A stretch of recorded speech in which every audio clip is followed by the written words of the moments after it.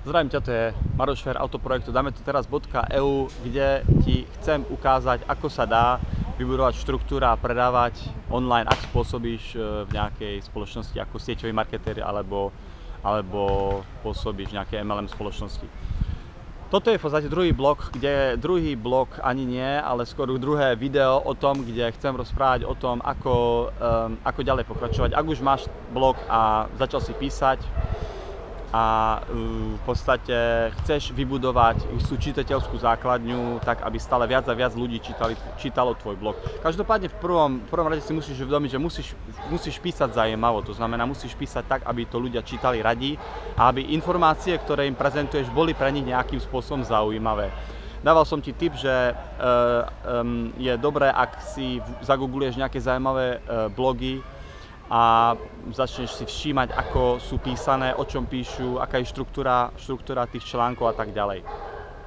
Takže to je prvá vec. V podstate nemusíš byť novinár alebo nejaký dobrý spisovateľ, aby si vedel napísať dobrý článok. Častokrát je dobré, ak nájdeš nejaký zaujímavý článok, ktorý je veľmi dobrý, a k tomuto článku sa vyjadriš, dáš na svojom článku obsah, čiastočne obsah nejakého zaujímavého článku, samozrejme len pár vied, dajme tomu, dáš tam odkaz na tento článok zaujímavý a vyjadriš sa k tomu, to znamená, dáš tam svoj názor, pretože ľudia veľmi radi čítajú aj názory druhých ľudí. Ak máš nejaký názor a vieš o ňom písať, a si myslím, že v tom by si nemal mať problém, tak môžeš napísať veľmi zaujímavý článok.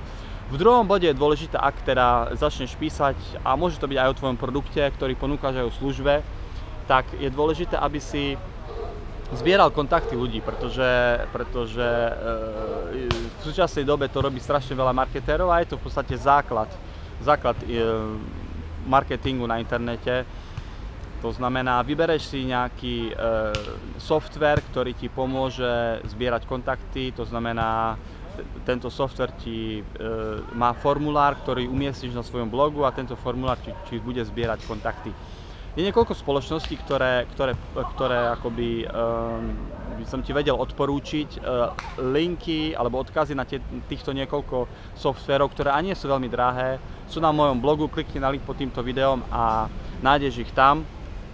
Takže veľmi dôležité ešte raz v tom druhom kroku, aby si založil, aby si takýto formulár vytvoril v podstate v tých softveroch. Je to veľmi jednoduché, je to v podstate len nejaká skladačka.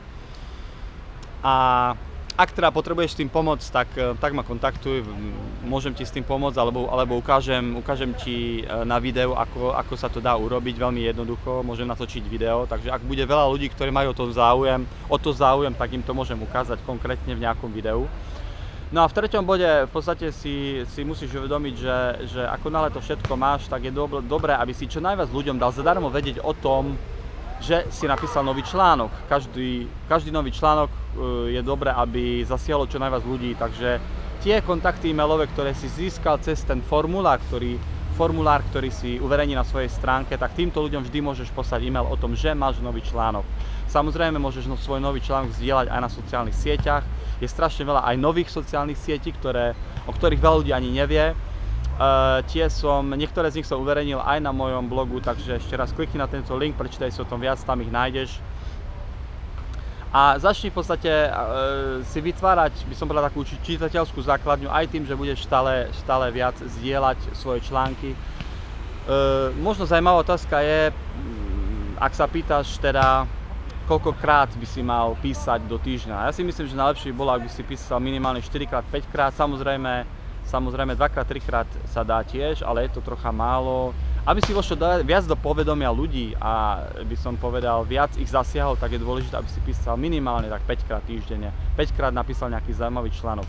Možno sa ti to zdá veľa, možno sa ti to zdá niečo, čo je veľa práce, ale ak chceš vybudovať štruktúru veľmi rýchlo, tak si myslím, že sa to dá, že sa dá napísať zaujímavý článok 5 krát do týždňa.